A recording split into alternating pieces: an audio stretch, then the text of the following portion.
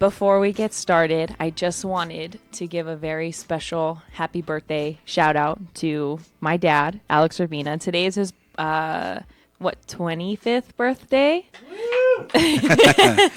Just kidding. You're old. But oh, you're already starting the roast already. You're getting used, you're getting warmed up. Yeah. Before I start, I wanted to just obviously take a moment to tell you how much I love you and how grateful I am to be your daughter and to be in this just to be in this life with you has been such an amazing journey, and sometimes I feel like I'm 22 already, but I feel like we're just getting started. So I just wanted to say thank you and happy birthday, and I'm very, very excited this weekend to roast you and remind you how much I really do love you. And I'm honored to be your father. So thank you so much for blessing me with being my teacher and being my mentor in life. And you really taught me a lot about myself and figuring out how to be the kind of dad that you need to be reminded how amazing you are. So thank you so much. Thank you. If you don't know what we're talking about this weekend, tomorrow, Saturday, March 24th, we are hosting a happy birthday Alex Urbino roast in order to raise some money for our local charter school, SCVI charter. All of the proceeds are going to be donated to the school. Tickets are $10. You can buy them at the door tomorrow. And just enjoy me, some of my family, some friends roasting my dad in the name of charity. And we're going to have some raffle items and 50-50 raffle, some fun games going on. So, and dancing and music and drinks. So if you want to come and support the school and also get some good laughs in, that's tomorrow. What time? 7 p.m. So go. All right. So into our series, Parenting 101, the things that we need to be teaching our children about living consciously. We talked about a lot of things the last couple. This is the third episode in our series, and we've talked about a lot of things already, but it's taking us a while to get through them. So I kind of just want to jump into these ones. If you want to know the ones that we already went over, you can check out last Friday and the Friday before that's podcast at hometownstation.com. Yeah, I think the purpose and the intention really to talk about some of these life distinctions and leadership distinctions is so that we can teach our kids while we're teaching ourselves what words mean and how to understand certain words, so that we're teaching our kids how to articulate themselves and how to really set them up to win in their life, to be powerful. And so that's why we're going over each new distinction regarding life and how to live consciously and aware, and to really be powerful, so that we're not giving up our power to other people, or we're not allowing other people to take our power.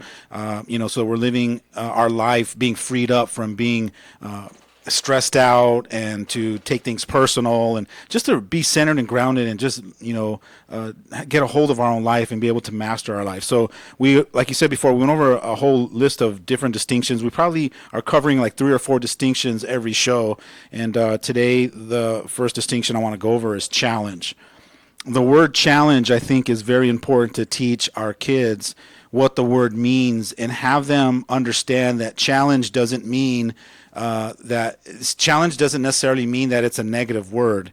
We could start to learn how to embrace the word challenge, how to see and perceive challenge as a gift.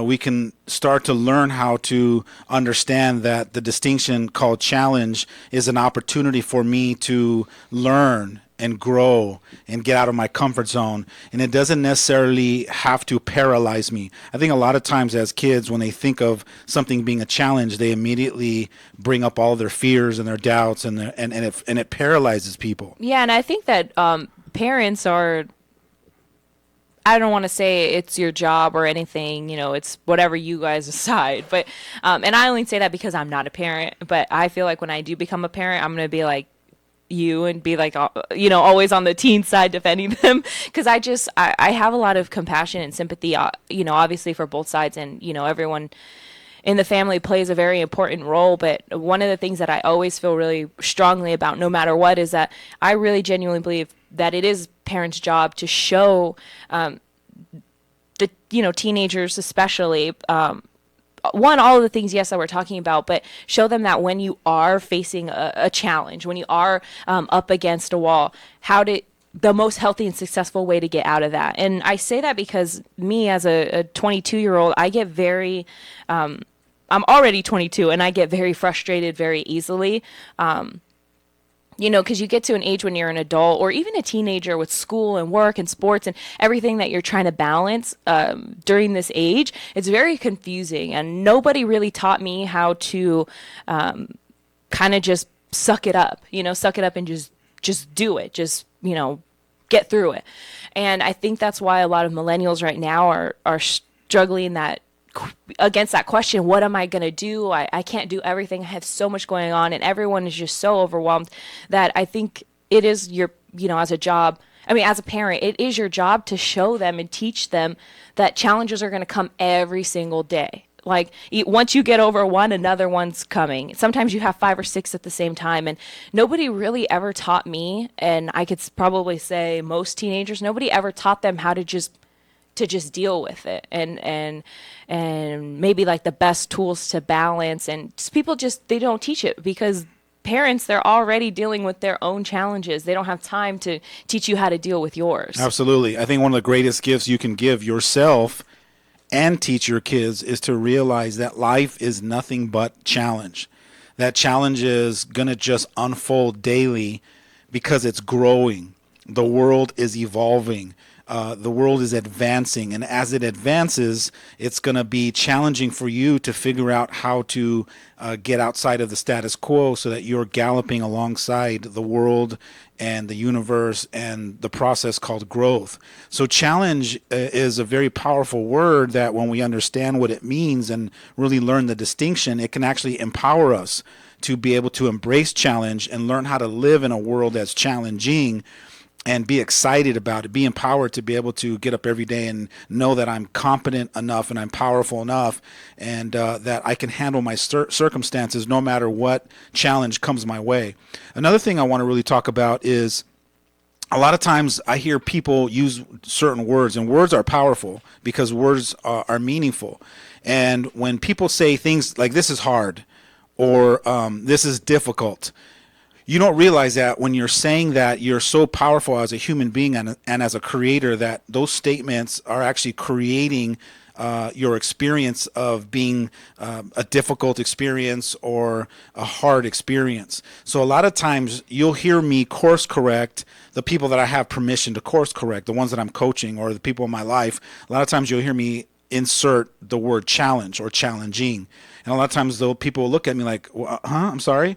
And I'll say, this thing is challenging. It's not difficult or hard, because if you say it's difficult or hard, it will be so. If you say it's challenging, challenging implies that I can actually overcome the challenge and actually create the result that I intend to create. Yeah, and I really think that at least for me as a millennial and for my friends and everybody that's just kind of in this age right now, I don't know, maybe 15 to 25 age, that's a really long time to be confused and not know what's going on, because when you're young, your parents do everything for you. When you're younger, they take you to school, they drop you off. Only in this generation. What do you mean? You just said that when you're young, all parents do things for you. Only in your generation, the millennials. Yeah, they handle things for you. Yeah. They take you to school. They, they pick you up. Because Generation X, we didn't do that. Yeah, and I think baby boomers didn't do that. And you know what? I really, after so much, we talk about this so much, I really just figured out that your generation, you guys were, your parents were so tough on you that you guys were like, I'm never going to be like that to my kids. Mm-hmm. And then you, in your own way, screwed us up differently. Yeah, we slid over to the other side of the scale called enabling, because we told ourselves, I'm never going to be as mean as you, Mom, or when my kids are born, I'm going to help them, I'm going to support them. But we don't realize that we slid from this side of the scale, and we didn't stop in the middle where there's balance. We slid to the other side where we want to save our kids from struggle. And inside of struggle is challenge. And so we rob our kids from the opportunity to realize for themselves that they have grit, that they can persevere, that they can overcome, that they can adapt and shift and step left and move forward and get around and be creative. We rob that opportunity from them to learn that for themselves by getting in there and babying them, so to speak, or doing things for them or giving them an out. And so it's just part of the process, of a parent, is to know where to dial back and realize and understand that challenge and struggle is a healthy place for our kids to be operating out of. Yeah, and speaking of the enabling, I think, what I was kind of trying to get at was from those ages, like 15 to 25, where we're really confused. It's because the parents babied us all the way to, let's say, 12, 13, 14, 15, whatever. And then as soon as we turned a reasonable age where they said, you should know all this by now, you shouldn't act this way, you should this and that. They expected it to just fall out of the sky and hit us or something. I don't know. And all of those ages are us trying to figure out how to do those things because our parents didn't teach us. So I think parents also don't really have that compassion that during those ages that we're trying to figure everything out that either should or shouldn't have been taught to us. It really doesn't matter. The point was we don't know, or we're not good at it yet. Because, maybe we do know something, but we just started this journey. We don't know. Some people learned it at age 6 and we're barely learning it at 15. So I think parents having the patience in that gap to realize that our generation is so much different. We're very we want to do things that we want to do and we want to be happy. And so I think a lot of people will, they'll be okay with just getting by. But us millennials, we're like, no, I want everything and I want to be happy now. So it's a very different concept that I don't think your generation can really grasp yet or understand, especially when they come from my parents taught me that hard work was, but yeah, your parents taught you that, but you hated that so much that you didn't teach it to us. Yeah, and that's why I like talking about these different life and leadership distinctions, because if we can have educational systems and schools that focus heavily on teaching kids these kinds of distinctions and kind of back off on the traditional math and science and all those kinds of things, but let's switch the pendulum so that we're teaching them more about how to be successful at life and mastering self a little bit more than having them memorize things that they're never going to really need, or the things that are going to just develop out of becoming a more powerful human being. And so that's why I like talking about these things and opening up the possibility for parents to go, you know what, I think I want to start parenting more and teaching my kids these leadership distinctions such that my kid doesn't grow up with 3 or 4 masters or PhD degrees and is still struggling in their life and still, really not figuring out how to be happy and free and, living a life with stress and overwhelm. I mean, let's really focus on or look at even being aware of what am I teaching my kids? Am I putting that kind of quality time into teaching them how to master their life? The next word after challenge is community.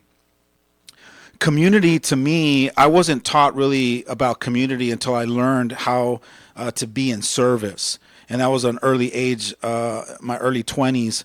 I was invited to look at my life and decide if I wanted to live my life of service, being in service to my world.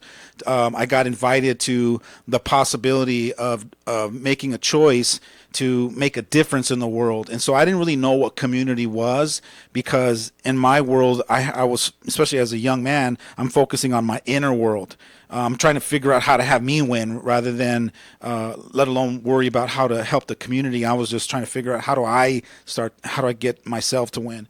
But I think we should start introducing what community means, not just our community where we live in, but all the smaller little communities like our family, and really start teaching that word of how to belong to a group, how to belong to a part of a village, and really teach our kids that concept. I think that if you start teaching them that there's a community of people out in the world that are rooting for them to win and want to win like you, and that we can create partnerships in our community, that we can actually all win together if we're not trying to separate ourselves or trying to fight against each other, or we're trying to push each other down so that we can get up. If we start teaching them these distinctions, I think that we're going to start to live more powerfully. Yeah, and you know what? Last week I was really excited about this one on community because I wanted to share the importance, I guess, of having, people on your team. And I know that it seems like an easy concept, like, oh, I have my friends, I have my family,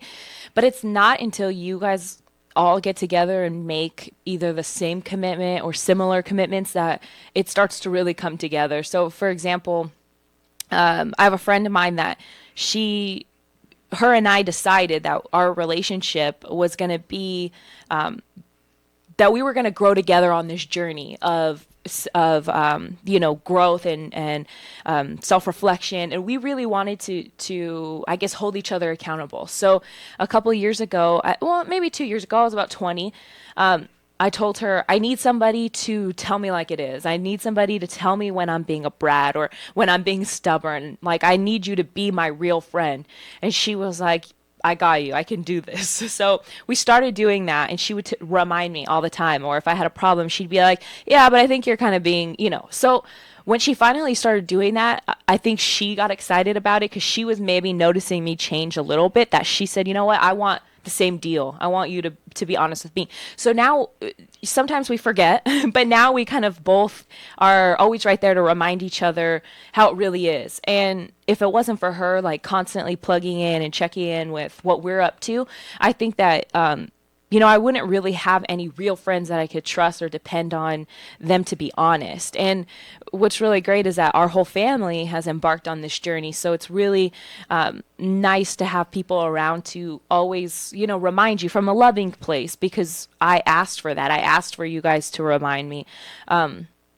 So for me, I have friends. I have, people that are there, but none of them are really have my back or are on my team when it comes to growth and this whole journey. Yeah, and another, I think, distinction about the word community is the word communion, and that's to connect.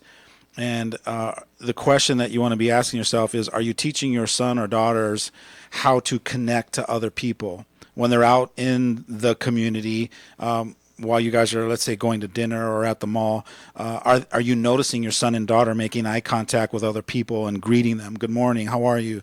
And so if you're noticing that, you're conscious and you're aware, and you're probably a conscious parent, and you're grateful that they're operating like that. If they're not like that, or you're not aware, maybe that's something you should start be looking at, is to see if your sons and daughters are out in the community and making connections. They don't have to be verbal. They could just be, are they noticing? Are they being noticed? Are they noticing others with their eyes? Are they recognizing others? Are they allowing themselves to be seen? So it opens up a whole new door about their importance in the world. And are they valuable? Are they important in the community? And it opens up a whole new world of teaching them how to be important, and validating that they matter, and that the community needs them to be a part of the whole, and be a contribution. Yeah, and I really want to share a story now that you mentioned that about we have a friend, Tom. He's really, really was sharing this really funny story to me. I thought it was funny. He thought it was sad. But I wanted to share the story. His son is in Boy Scouts. And so his son was outside selling the popcorn for Boy Scouts. And I think his son said something to him like about people would, when he would ask if they wanted to buy the popcorn, people would ignore him or not make eye contact. And he was telling us, I don't know if you remember the story, he's telling us, I can't believe how many adults will walk by a little kid and ignore them. And so I was laughing because we have experienced this so many times in the training room where grown adults can't make eye contact, or, people have their own little, things that they just never learned how to do or are uncomfortable with.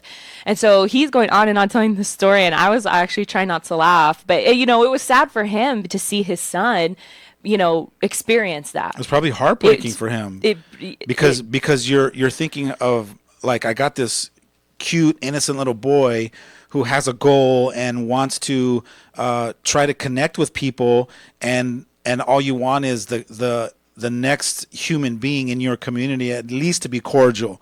At least, it's okay to say no, but say no with a smile. Say no, thank you, or not today, or hey, keep up the great work. And and that's what you want your kids to be experiencing from other people in our community as you're teaching your son how to be a part of the community. And it's got to be heartbreaking to stand there and watch him or her get rejected over and over again, or be ignored. Sometimes they say being ignored hurts more than being verbally abused or physically abused. In some communities, in the tribes, in certain African villages, they actually, as a form of punishment, the whole village will ignore you for a whole day or for a week, and I think sometimes that can really hurt at the soul level. Yeah, and I think for him, Tom, I remember him saying that he told his son, you know what, it's okay. Sometimes people just, adults, they just never, he was trying to explain to him, but I would, it is really sad thinking about, his little face probably so confused. Like, I would never ignore someone, and experience that, especially at such a young age. And it was in that moment where I realized that, the importance of those things, of Boy Scouts and Girl Scouts, and putting your kids in things to interact with other people, just to realize that, you don't want your kid, I don't want to grow up to be like this, or I want to be able to walk by, a Girl Scout or a Boy Scout and say, oh, no, thank you, but good job. You guys, doing great work. And, it's really sad. And that's why a lot of times I talk about teachable moments, and I really go over that distinction in my book. I talk about, as conscious parents, we got to be looking for those moments where we can use them to teach the kids.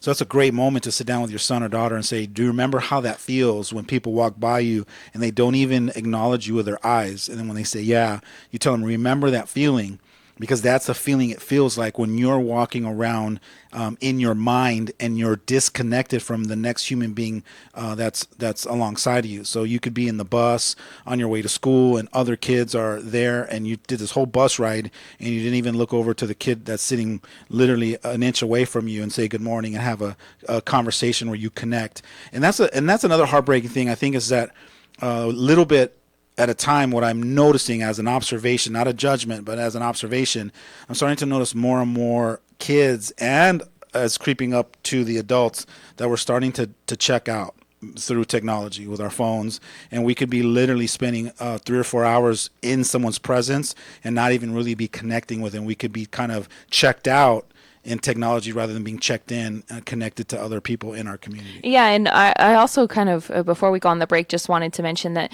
there's a lot of things that I realized in the last couple of years that I missed out on, that I was actually there for. I checked out personally, like on my phone or something, that I missed out on a lot of really good opportunities, with my friends, or to open up a discussion. And I actually realized, I realize it now that I'm trying to be more present of it.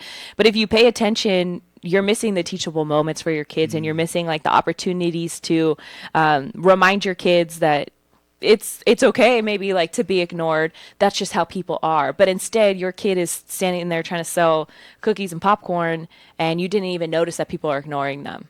So maybe you too, as a parent, might be a little bit checked out. Absolutely. But we have to take a quick break, so stay tuned for more of the Inspirational Parent right here on your hometown station, KHTS. We know you've made some New Year's resolutions, and so did the Church on the Way Santa Clarita. The Church on the Way Santa Clarita is celebrating 10 years as a church, and they resolve to make the next decade even greater by continuing to love God, serve people, and change lives. Join them on Sundays at 8:30, 10, and 11:30 a.m., where there's something available for everyone. They can't wait to meet you. For more information about what's upcoming at the Church on the Way Santa Clarita in 2018, visit tcotwsc.org. Hardy Homes makes the home buying process a breeze. Come see our 3 new neighborhoods in Santa Clarita, priced from the mid-500s to the high 700s, with options for families and 55-plus active adults. Our newest neighborhood, Cresta, opens March 31st. Design and build the home of your dreams, or choose from professionally designed, move-in-ready homes. Call 661-666-2342 to set up an appointment today. Marston's Restaurant has been a Pasadena landmark, voted the best breakfast in California by the Food Network magazine. Discover Marston's Santa Clarita location, open for breakfast, lunch, and dinner. Marston's also has a fantastic catering menu that adds a delicious twist to any event. And they cater picnic dinners for that memorable romantic date. Experience Marston's on Newhall Ranch Road and McBean, or log on to marstonsrestaurant.com.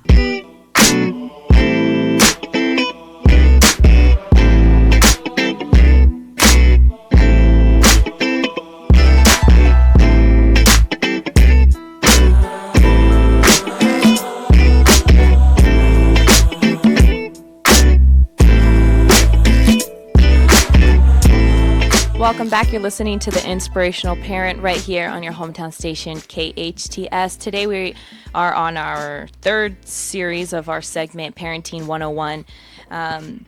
Before we get on to the next one, Dad, we had a question on Facebook. Someone who was asking us to explain why it's not a good, or maybe our opinion, why it's not a good idea, or is, to hand over a brand new car to an almost 18-year-old. So I'm just here to present the question. I'm going to let you answer, and then I have my own version from the teenage side of me. There you go. You know, I think it really depends on each individual child, and it also depends on how you raise them.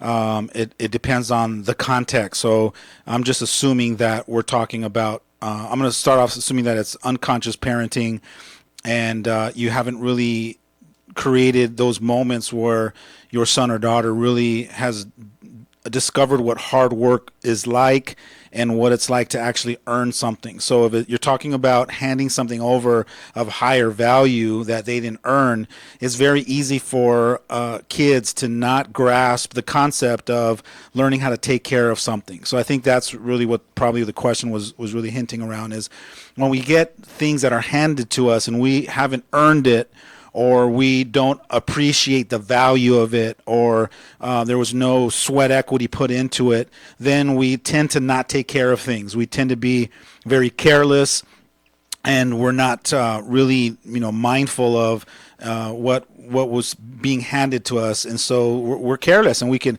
crash the car, wreck it, not take care of it, and it's very challenging, right? Here's the word challenging, as a parent, to be able to hand something over to our kids because we love them so much and we want them to have some of the things that we didn't get and that we wanted.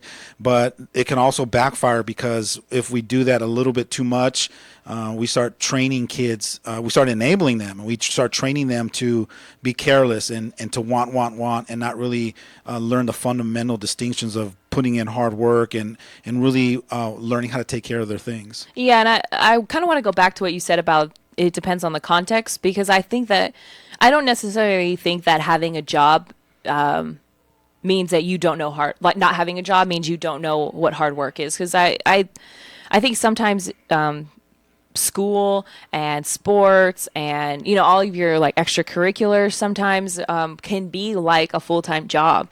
And so in the context that your kid is really, really like, on top of his game at school, and he does sports, and he's on the chess team, and he's in drama club, like if they have a bunch of extracurriculars and things that they face challenges every day. Or commitment. They're committed to something greater than themselves. They're committed to moving forward in their life, evolving, growing, educating themselves. Then you kind of weigh it out with, all right, that's you putting in the work in, that you're earning some portion of that. Yeah, so I don't necessarily think it's just a job, because I really don't think that a job at Taco Bell, a part-time job at Taco Bell after school, is any more rewarding than you going to football practice and going to your band class and going to all your other commitment. You know what I mean? Going to church, whatever it is that Community your kid is in. Whatever. Yeah, I don't think I don't think one is better than the other, sort of say. So, like you said, it is based on the context of it and what the scenario is with your kid. But I can say, as someone that did not get a brand new car handed over to them at almost 18, that it did make me really appreciate the things that I did have. My really, really beat up, broke down 99, Jeep was one of the best things that ever happened to me. Working like hard to get that was a really amazing experience for me. So when I did finally get a brand new car on my own, older,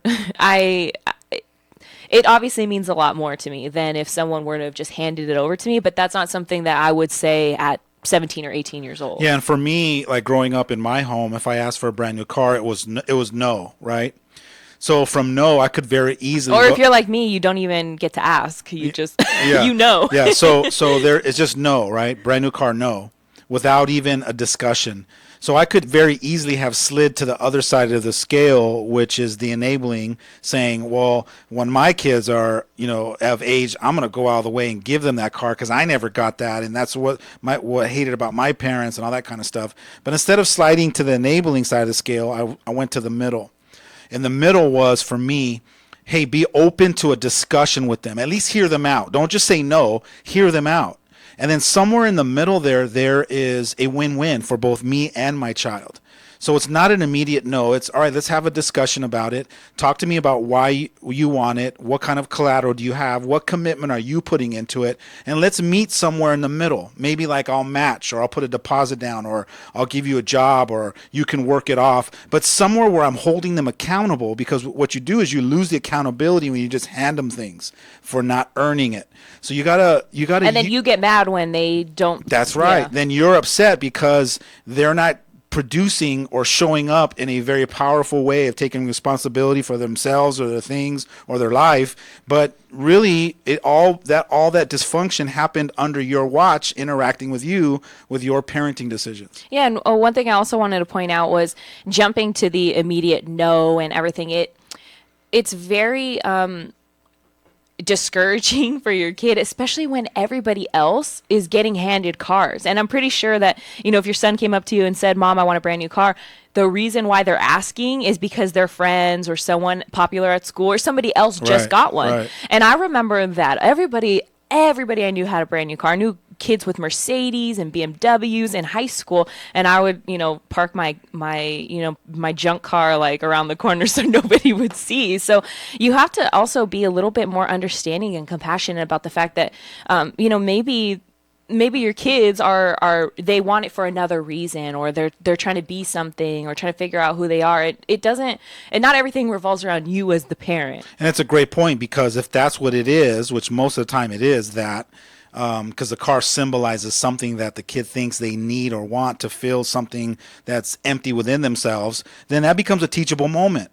Then you and your wife, or your wife and your husband, get to sit down and have that discussion with your kids and open up those possibilities. That could it be that you want that brand new car because it's a symbol of something? It's fulfilling something that you think is missing within yourself, and so it can open up this very powerful dialogue where you get to enroll your kids into going, all right, can we find a happy medium in there? Is it maybe a $400 car or a $700 car or a $1,200 car, that we meet somewhere in the middle where I can still get something and you guys are invested in supporting me, and there's a win-win in the middle? Yeah, when you say like meeting in the middle, I think one of the things you're talking about is one of our art forms, negotiation. Mm-hmm. One of my favorite things growing up was I knew you were going to negotiate, so I would go in ready to negotiate. So if I knew that I wanted, a $400 car, I knew I got to at least come in with $200, or at least have to figure out how I can prove to you that I was trying. So, see, and that was my intention. My intention was to have you start thinking about what investment you're going to put, what commitment are you willing to put on the line. Like I didn't want kids, and I decided a long time ago, I didn't want kids that were going to be spoiled, and I didn't want to be an enabler. So I knew, and I also didn't want to be the strict parent that was just no, and then have a bunch of animosity coming my way, and kids that didn't want to spend time around me, or come to me when they needed some support. So I knew there was a happy medium in there, and it's a dance. It was things I had to figure out inside here. I had to dance around trying to find the right way to show up so that I'm still empowering you and not chopping your toes off. Well, I hope that answered our Facebook Live question. It was actually it was a great question, and I actually encourage more people to send us questions and interact with us, because that's what the show is about. The next word that I want to get on this distinction of leadership and life is compassion.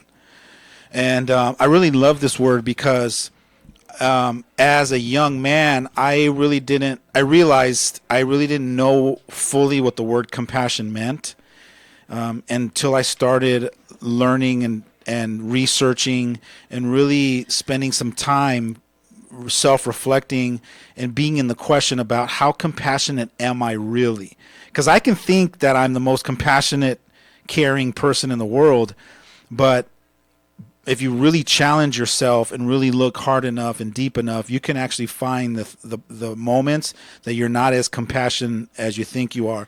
And if you ever want to have that challenge be tested, find yourself a coach, because your coach from the outside, as they're working with you one-on-one, they're able to find those pivotal moments that you're not looking at to show you how uncompassionate that you are. I think to a certain extent, naturally, we have like a instinct to be compassionate or have compassion for others. But I really do think that along the way somewhere, there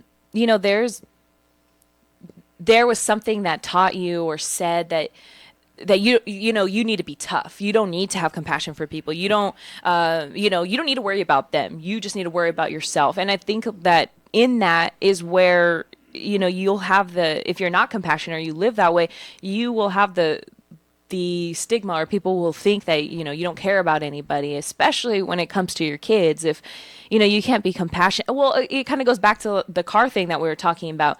Have a little bit compassion and understand that your kids are, maybe your kid's asking you for a car because somebody else just got a brand new one, and they might have their own insecurities, like, oh, I don't, that person dresses really nice and I don't. Maybe if I got a car like they did, I would fit in better. So I think we are forgetting that other people have feelings, that other people go through the same things that we do or did.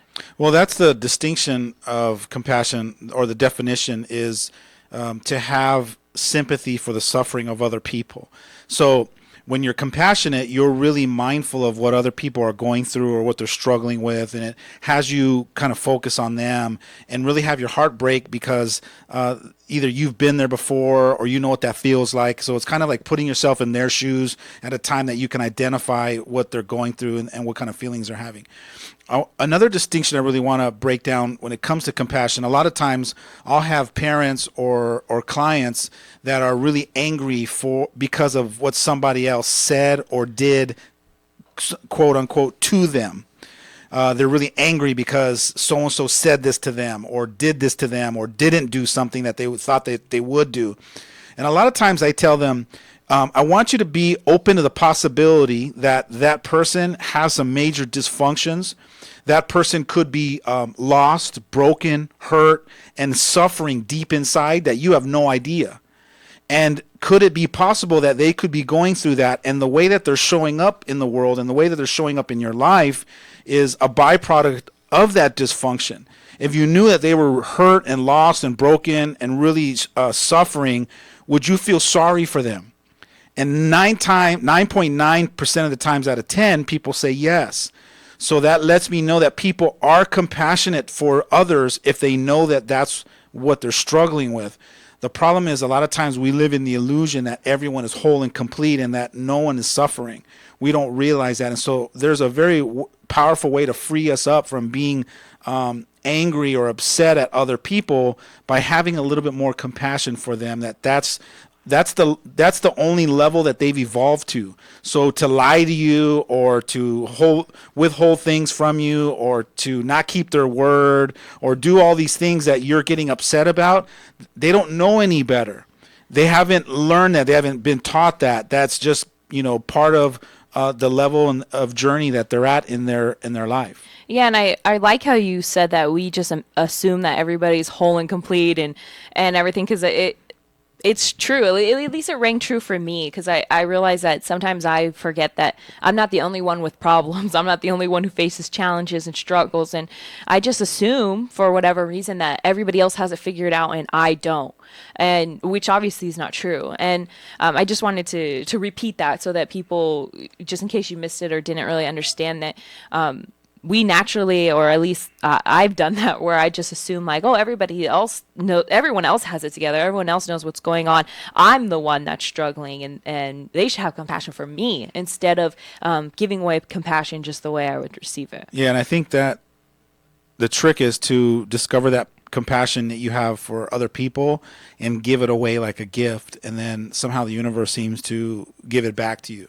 It comes back from your giving birth to it and having it for other people. And I've noticed that as I practice the art of being compassionate for others, there seems to be a lot more peace in my life.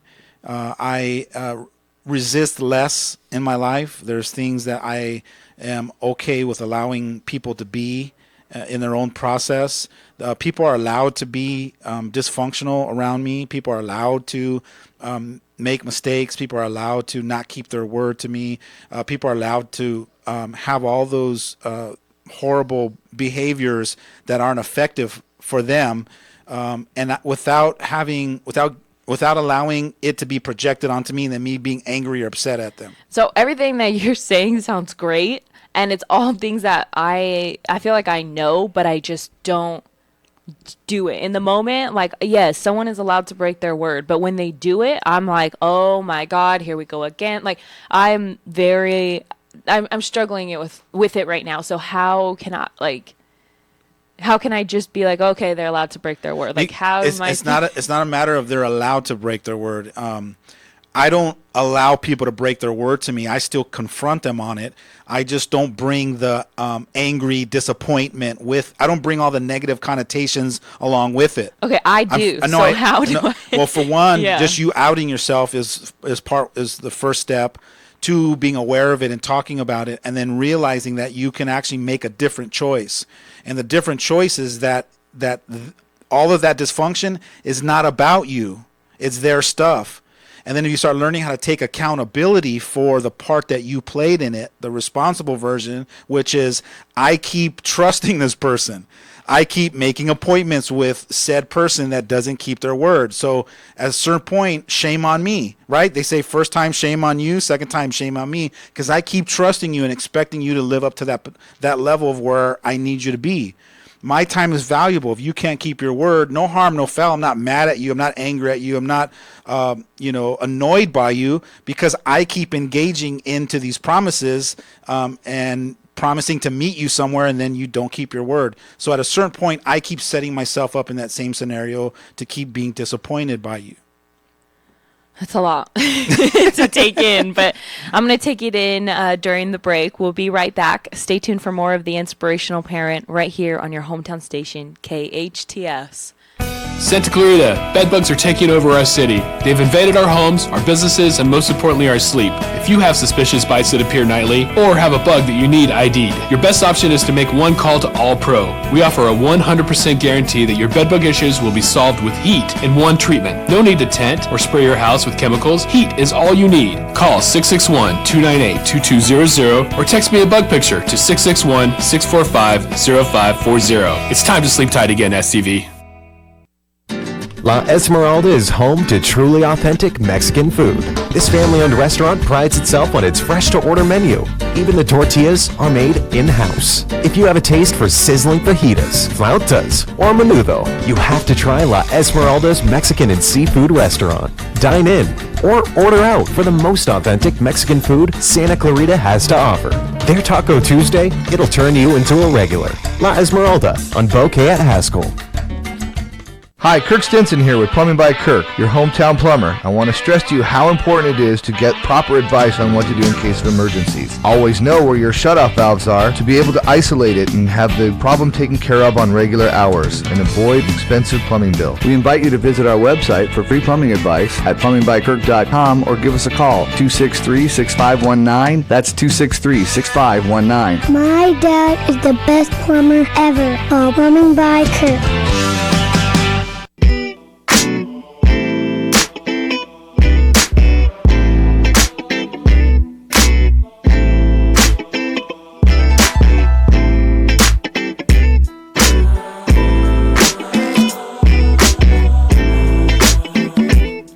Welcome back. You're listening to the Inspirational Parent right here on your hometown station, KHTS. Today we are talking about our series Parenting 101, things we need to be teaching our children about living consciously.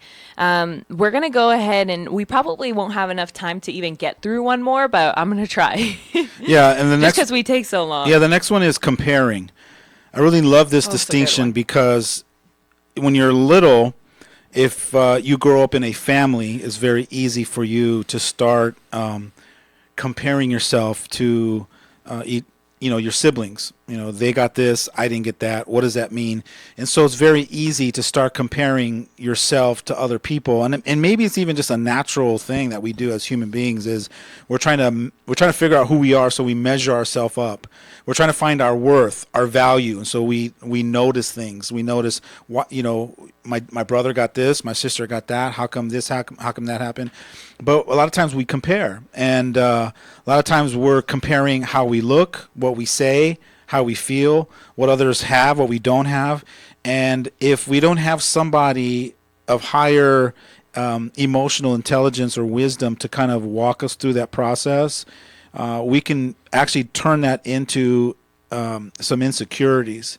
And so I think that this distinction is very important to teach our little ones.